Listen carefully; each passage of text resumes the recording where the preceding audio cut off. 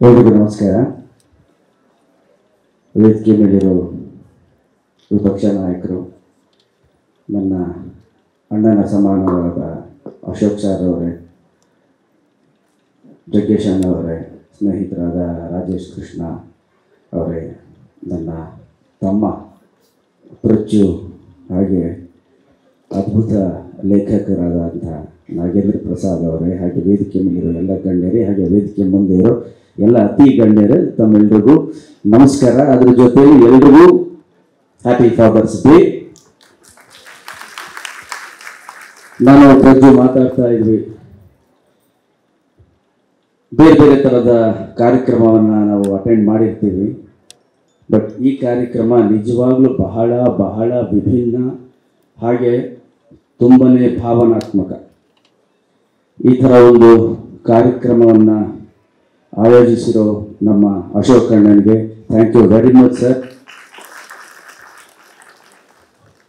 ನಾನು ಅಶೋಕ್ ಸರ್ನ ಯಾವಾಗಲೂ ನಗ್ನಗ್ತಾ ನೋಡಿದ್ದೀನಿ, ನ್ಯೂಸ್ ಚಾನೆಲಲ್ಲಿ ಫೈರ್ ಮಾಡ್ತಿರೋದು ನೋಡಿದ್ದೀನಿ, ಜೋರಾಗಿ ಮಾತಾಡೋದು ನೋಡಿದ್ದೀನಿ. ಆದರೆ ಫಸ್ಟ್ ಟೈಮ್ ಅವ್ರನ್ನ ತುಂಬಾ ಎಮೋಷ್ನಲಿ ಮಾತಾಡೋದನ್ನು ಇದೇ ಫಸ್ಟ್ ಟೈಮ್ ನಾನು ನೋಡಿದ್ದು.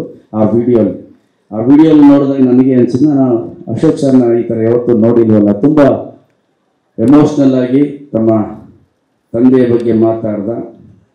ಅದರ ಜೊತೆಯಲ್ಲಿ ನಮ್ಮೆಲ್ಲರ ತಂದೆಯನ್ನು ನೆನಪಿಸ್ಕೊಳ್ಳೋ ಥರ ಮಾಡಿ, ನಮ್ಮ ತಂದೆ ಯಾರಿದ್ದಾರೆ ಅವರೆಲ್ರಿಗೂ ಐ ಲವ್ ಯು ತಂದೆ ಅಂತ ಹೇಳೋ ಹಾಗೆ ಮನಸ್ಸಿಂದ ಮಾಡಿದಂಥ ಅಶೋಕ್ ಅಣ್ಣನಿಗೆ ಥ್ಯಾಂಕ್ ಯು ವೆರಿ ಮಚ್. ನಾನು ಅಶೋಕ್ ಅಣ್ಣನಿಗೆ ಹೇಳಿದೆ, ನೀವು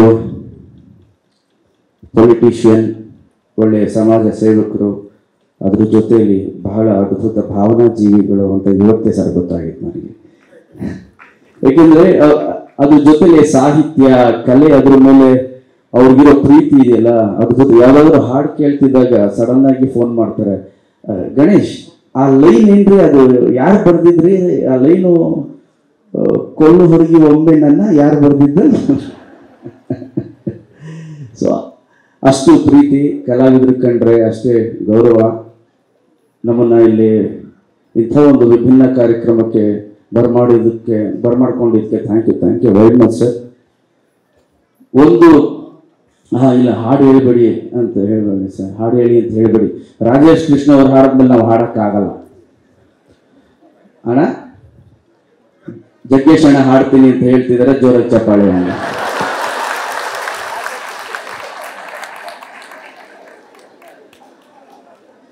ನನಗೆ ಫೇವ್ರೇಟ್ ಜಗ್ಗೇಶ್ ಅಣ್ಣ. ನಮ್ಮೂರು ಪಕ್ಕನೇ, ನಮ್ಮ ನೆಲಮಂಗಲದ ಮೇಲೆ ಹೋಗ್ಬೇಕು, ಜಡೆ ಮೈಸಂದ್ರ. ಯಾವತ್ತು ಕೇಳಿಲ್ಲ ಸರ್, ಒಂದು ಕಳೆಕಾಯಿ ಡೈಲಾಗ್ ಒಂದು ಬಿಟ್ಬಿಡಿ ಸರ್. ನನ್ನ ತಮ್ಮ ಪ್ರಜ್ಜು ಸಿಂಪಲ್ ಆಗಿ ಹೇಳ್ದ, ಅದನ್ನು ಸ್ವಲ್ಪ ಎಕ್ಸ್ಟೆಂಡ್ ಮಾಡಿ ಹೇಳ್ತೀನಿ.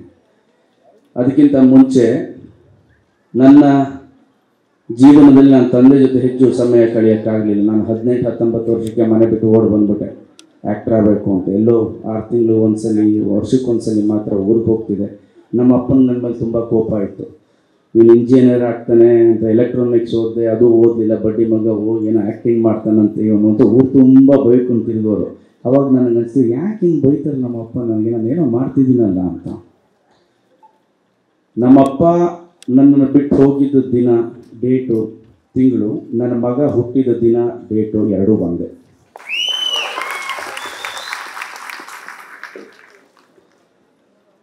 ಪ್ರಜ್ಜು ಸಿಂಪಲ್ ಆಗಿ ಹೇಳಿದೆ, ನಾನು ಸ್ವಲ್ಪ ಎಲಾಬ್ರೇಟ್ ಮಾಡಿ ಹೇಳ್ತೀನಿ. ಮಕ್ಕಳಿಗೆ 1ನೇ ವರ್ಷದಿಂದ ಅವ್ರು 12ನೇ ವರ್ಷದ ತನಕ ಅವ್ರ ಅಪ್ಪನ ನೋಡಿದಾಗ ಅನ್ಸುತ್ತಂತೆ, ನಮ್ಮಪ್ಪ ಸೂಪರ್ ಮ್ಯಾನ್, ಹೇಳಿದೆಲ್ಲ ತಂದು ಕೊಡ್ತಾನೆ ಸೂಪರ್ ಮ್ಯಾನ್ ಅಂತ. ಟೀನೇಜ್ಗೆ ಬರ್ತಾರಲ್ಲ ಅವಾಗ ಅನ್ಸುತ್ತಂತೆ, ಏನು ನಮ್ಮಪ್ಪ ಎಲ್ಲದಕ್ಕೂ ತಡಿತಾನೆ, ನನ್ನ ಸ್ಟ್ರಿಕ್ಟು ನಮ್ಮಪ್ಪ ಅಂತ. ಆ 19ರಿಂದ 25 ವರ್ಷ ಇದೆಯಲ್ಲ, ಮಕ್ಳಿಗೆ ಅನ್ಸುತ್ತಂತೆ, ಏನು ನಮ್ಮಪ್ಪನಿಗೆ ಏನು ಗೊತ್ತಿಲ್ಲ, ದಡ್ಡ ಅವನು ಏನು ಗೊತ್ತಿಲ್ಲ, ಅವನಕ್ಕಿಂತ ನನಗೆ ಗೊತ್ತು ಅಂತ ಅಪ್ಪಂತಿದ್ದಕ್ಕೆ ಹೋಗ್ತಾರಂತೆ.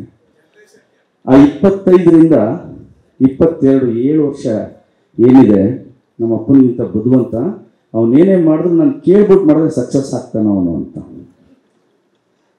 ಆ 30 ಆದ್ಮೇಲೆ ಇದೆಯಲ್ಲ, 32, 35 ಆದಾಗ ಅನಿಸುತ್ತಂತೆ ಅವನಿಗೆ, ನಮ್ಮಪ್ಪ ಹೇಳಿದ್ರಲ್ಲಿ ಏನೋ ಒಂದು ಪಾಯಿಂಟ್ ಇತ್ತು.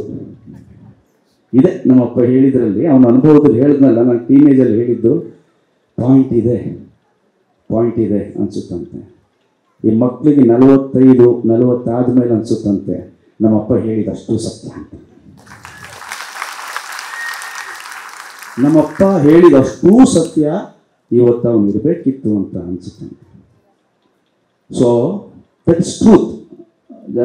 ಅಣ್ಣ ಹೇಳಿದ್ರು ಜನ್ರೇಷನ್ ಗ್ಯಾಪ್ ಅಂತ, ಅದು ಪ್ರತಿ ಜನ್ರೇಷನಲ್ಲೂ ನಡೆಯುತ್ತೆ, ಅದೇನು ಮಾಡೋಕ್ಕಾಗಲ್ಲ. ಬಟ್ ಆ 45ಕ್ಕೆ ಅನಿಸುತ್ತಲ್ಲ ಇರಬೇಕಿತ್ತು ಅಂತ, ಅವನ ಅನುಭವ ನಿಜ ಸತ್ಯ ಅವನು ಹೇಳ್ತಿರೋದು ಅಂತ. ಅದು ಸ್ವಲ್ಪ 25ಕ್ಕೆ ಬಂದರೆ ಇನ್ನೂ ಚೆನ್ನಾಗಿರುತ್ತೆ, 30ಕ್ಕೆ ಬಂದರೆ ಇನ್ನೂ ಚೆನ್ನಾಗಿರುತ್ತೆ ಅಂತ ನನ್ನ ಅನುಭವದ ಮಾತು ನಾನು ಹೇಳ್ತಾ ಇದ್ದೀನಿ. ಆ್ಯಂಡ್ ಒಳ್ಳೆಯದಾಗಲಿ ಎಲ್ರಿಗೂ. ಇನ್ನೊಂದು ಹೇಳ್ತೀನಿ, ತಾಯಿ ತನ್ನ ಮಕ್ಕಳನ್ನ ಕಂಕ್ಳಲ್ಲಿ ಕೂರಿಸ್ಕೊಂಡು ಹೋಗ್ತಾರಂತೆ ಸೊಂಟದ ಮೇಲೆ ಭಾಳ ಪ್ರೀತಿಯಿಂದ.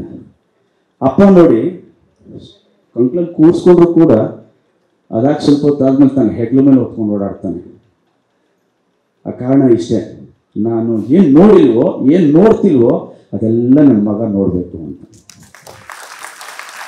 ತನಗಿಂತ ಎತ್ತರವಾಗಿ ತನ್ನ ಮಗ ಬೆಳಿಬೇಕು ಅನ್ಕೋತಾನಪ್ಪ. ಹಾಗಾಗಿ ಅದು ನ್ಯಾಚುರಲಿ ಅಪ್ಪಂದಿರಿಗೆ ಬಂದ್ಬಿಟ್ಟಿರುತ್ತೆ.